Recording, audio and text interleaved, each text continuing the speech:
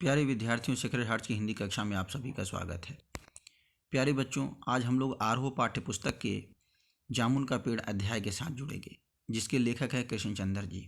तो आइए सर्वप्रथम लेखक के जीवन परिचय के साथ साथ पाठ की रूपरेखा से रूबरू होते हैं।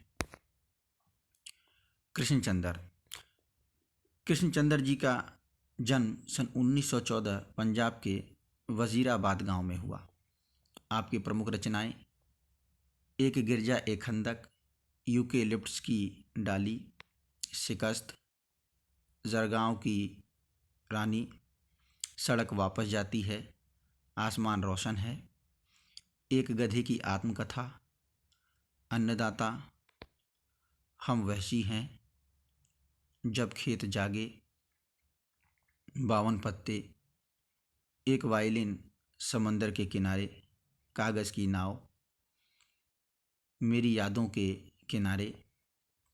यदि सम्मान की बात करें तो साहित्य अकादमी सहित बहुत से पुरस्कारों से आपको सम्मानित किया गया।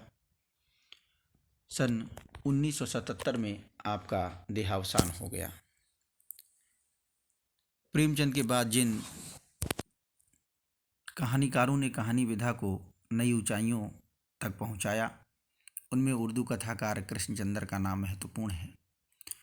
प्रगतिशील लेखक संघ से उनका गहरा संबंध था, जिसका असर उनकी रचनाओं में स्पष्ट रूप से झलकता है। कृष्णचंद्र ऐसे गिने चुने लेखकों में आते हैं जिन्होंने बाद में चलकर लेखन को ही रोजी रोटी का सहारा बनाया। कृष्णचंद्र की प्राथमिक शिक्षा पुंछ, जम्मू एवं कश्मीर में हुई।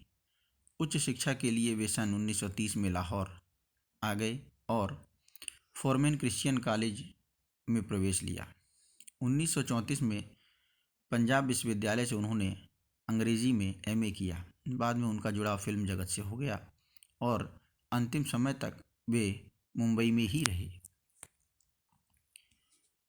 यूँ तो कृष्णचंद्र ने उपन्यास, नाटक, रिपोर्टाज और लेख भी बहुत से लिखे हैं, लेकिन उनकी पहचान कहानीकार के रूप में अधिक हुई है। महालक्ष्मी का पुल, आईने के सामने आदि उनकी मशहूर कहानियाँ हैं। उनकी लोकप्रियता इस कारण भी है कि वे काव्यात्मक रोमानियत और शैली की विविधता के कारण अलग मुकाम बनाते हैं। कृष्णचंद्र उर्दू कथा साहित्य में अनूठी रचनाशीलता के लिए बहुचर्चित रहे हैं। वे प्रगतिशील और यथार्थवादी नज़रिए से लिखे जाने वाले साहित्य के पक्षधर थे। जामुन का पेड़ कृष्णचंद्र की एक प्रसिद्ध हास्य व्यंग्य कथा है। हास्य व्यंग्य के लिए चीज़ों को अनुपात से ज़्यादा फैला फुला कर दिखाने की परिपाटी पुरानी है और यह कहानी भी उसका अनुपालन करती है। इसलिए यहाँ घटनाएं अतिशयोक्तिपूर्ण और अविश्वसनीय जान पड़े तो कोई हैरत नहीं। विश्वसनीयता ऐसी रचनाओं के मूल्यांकन की कसौटी नहीं हो सकती।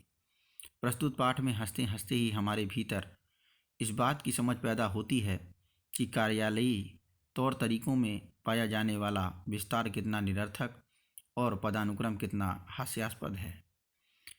बात यहीं तक नहीं रहती, इस व्यवस्था के संवेदन शून्य एवं अमानवीय होने का पक्ष भी हमारे सामने आता है। आइए अब हम लोग अध्याय को विस्तार से समझने का प्रयास करते हैं। जामुन का पेड़। रात को बड़े जोर का झक्कड़ चला, अर्थात आंधी। सेक्रेटरिएट के लॉन में जामुन का एक पेड़ गिर पड़ा।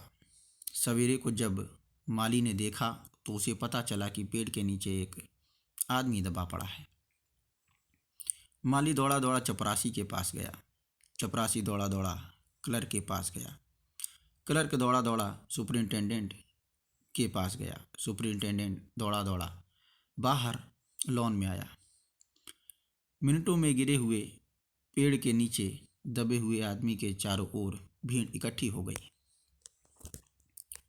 बेचारा जामुन का पेड़ कितना फलदार था, एक क्लर्क बोला, और इसकी जामुनें कितनी रसीली होती थी, दूसरा क्लर्क याद करते हुए बोला। मैं फलों के मौसम में झोली भर कर ले जाता था। मेरे बच्चे इसकी जामुनें कितनी खुशी से खाते थे। तीसरा क्लर्क लगभग रुआंसा होकर बोला, मगर यह आदमी? माली ने दबे हुए आदमी की तरफ इशारा किया। हाँ, यह आदमी। सुपरिटेंडेंट सोच में पड़ गया। पता नहीं जिंदा है कि मर गया, एक चपरासी ने पूछा। मर गया होगा, इतना भारी पेड़ जिसकी पीठ पर गिरे वह बच कैसे सकता है, दूसरा चपरासी बोला। नहीं, मैं जिंदा हूँ, दबे हुए आदमी ने बड़ी कठिनता से कराहते हुए कहा। जिंदा है, एक क्लर्क ने ताज्जुब से कहा। पेड़ को हटाकर इसे जल्दी से निकाल लेना चाहिए, माली ने सुझाव दिया। मुश्किल मालूम होता है, एक सुस्त कामचोर और मोटा चपरासी बोला। पेड़ का तना बहुत भारी और वजनी है। क्या मुश्किल है, माली बोला। अगर सुपरिटेंडेंट साहब हुक्म दें तो अभी 15-20 माली, चपरासी और क्लर्क लगाकर पेड़ के नीचे से दबे हुए आदमी को निकाला जा सकता है। माली ठीक कहता है, बहुत से क्लर्क एक साथ बोल पड़े। लगाओ जोर, हम तैयार हैं। एक साथ बहुत से लोग पेड़ को उठाने को तैयार हो गए। ठहरो, सुपरिटेंडेंट बोला, मैं अंडर सेक्रेटरी से पूछ लूँ। सुपरिटेंडेंट अंडर सेक्रेटरी के पास गया। अंडर सेक्रेटरी डिप्टी सेक्रेटरी के पास गया। डिप्टी सेक्रेटरी जॉइंट सेक्रेटरी के पास गया। जॉइंट सेक्रेटरी चीफ सेक्रेटरी के पास गया। चीफ सेक्रेटरी मिनिस्टर के पास गया। मिनिस्टर ने चीफ सेक्रेटरी से कुछ कहा। चीफ सेक्रेटरी ने जॉइंट सेक्रेटरी से कुछ कहा। जॉइंट सेक्रेटरी ने डिप्टी सेक्रेटरी से कहा। डिप्टी सेक्रेटरी ने अंडर सेक्रेटरी से कहा। फाइल चलती रही। इसी में आधा दिन बीत गया। दोपहर के खाने पर दबे हुए आदमी के चारों ओर बहुत भीड़ हो गई थी। लोग तरह तरह की बातें कर रहे थे। कुछ मनचले क्लर्कों ने समस्या को खुद ही सुलझाना चाहा। वे हुकूमत के फैसले का इंतजार किए बिना पेड़ को अपने आप हटा देने का निश्चय कर रहे थे कि इतने में सुपरिटेंडेंट फाइल लिए भागा भागा आया। बोला, हम लोग खुद इस पेड़ को नहीं हटा सकते, हम लोग व्यापार विभाग से संबंधित हैं और यह पेड़ की समस्या है जो कृषि विभाग के अधीन है। मैं इस फाइल को अर्जेंट मार्क करके कृषि विभाग में भेज रहा हूँ। वहाँ से उत्तर आते ही इस पेड़ को हटवा दिया जाएगा। दूसरे दिन कृषि विभाग से उत्तर आया कि पेड़ व्यापार विभाग के लॉन में गिरा है, इसलिए इस पेड़ को हटवाने या न हटवाने की जिम्मेदारी व्यापार विभाग पर पड़ती है। यह उत्तर पढ़कर व्यापार विभाग को गुस्सा आ गया। उन्होंने फौरन लिखा कि पेड़ों को हटवाने या न हटवाने की जिम्मेदारी कृषि विभाग पर लागू होती है, व्यापार विभाग का इससे कोई संबंध नहीं है। दूसरे दिन भी फाइल चलती रही। शाम को जवाब आ गया, हम इस मामले को हॉर्टिकल्चर डिपार्टमेंट अर्थात उद्यान कृषि के हवाले कर रहे हैं, क्योंकि यह एक फलदार पेड़ का मामला है और एग्रीकल्चर डिपार्टमेंट अनाज और खेतीबाड़ी के मामलों में फैसला करने का हकदार है। जामुन का पेड़ चूँकि एक फलदार पेड़ है, इसलिए यह पेड़ हॉर्टिकल्चर डिपार्टमेंट के अंतर्गत आता है।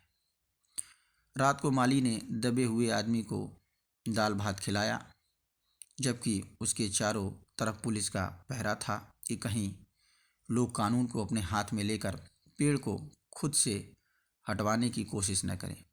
मगर एक पुलिस कांस्टेबल को दया आ गई और उसने माली को दबे हुए आदमी को खाना खिलाने की इजाज़त दे दी।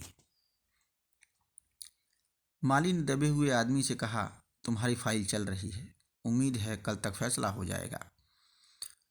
दबा हुआ आदमी कुछ नहीं बोला। माली ने पेड़ के तने को ध्यान से देखकर कहा, अच्छा हुआ कि तना तुम्हारे कूल्हे पर गिरा, अगर कमर पर गिरता तो रीढ़ की हड्डी टूट जाती। दबा हुआ आदमी फिर भी कुछ नहीं बोला। माली ने फिर कहा, तुम्हारा यहाँ कोई वारिस है तो मुझे उसका अता पता बताओ, मैं उन्हें खबर देने की कोशिश करूँगा। मैं लावारिस हूँ, दबे हुए आदमी ने बड़ी मुश्किल से कहा। उसने बताया कि उसका कोई भी नहीं है। माली खेद प्रकट करता हुआ वहाँ से हट गया। तीसरे दिन हॉर्टिकल्चर डिपार्टमेंट से जवाब आ गया। बड़ा कड़ा जवाब था और व्यंग्यपूर्ण। हॉर्टिकल्चर डिपार्टमेंट का सेक्रेटरी साहित्य प्रेमी आदमी जान पड़ता था। उसने लिखा था, आश्चर्य है, इस समय जब हम पेड़ लगाओ स्कीम ऊंचे स्तर पर चला रहे हैं, हमारे देश में ऐसे सरकारी अफसर मौजूद हैं जो पेड़ों को काटने का सुझाव देते हैं, और वह भी एक फलदार पेड़ को, और वह भी जामुन के पेड़ को, जिसके फल जनता बड़े चाव से खाती है। हमारा विभाग किसी हालत में इस फलदार वृक्ष को काटने की इजाज़त नहीं दे सकता।